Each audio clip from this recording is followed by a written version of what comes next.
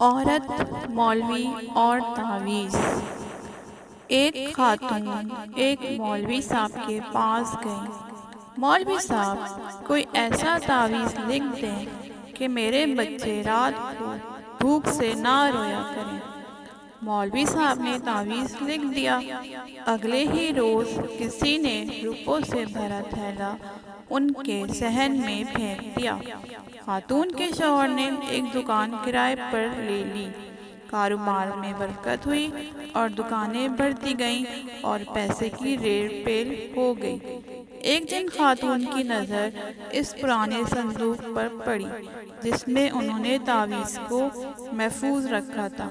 جانے مولوی صاحب نے تعویذ میں کیا لکھا تھا؟ تجسس میں اس نے تعویذ کھول دیا۔ لکھا تھا، جب پیسے کی ریڑھ پیل ہو جائے تو سارا پیسہ تجوری میں چھپانے کی بجائے کچھ ایسے گھروں میں ڈال دینا جہاں رات کو بچوں کے رونے کی آواز آتی ہو۔ امید ہے کہ آپ کو یہ چھوٹی سی سٹوری پسند آئی ہوگی۔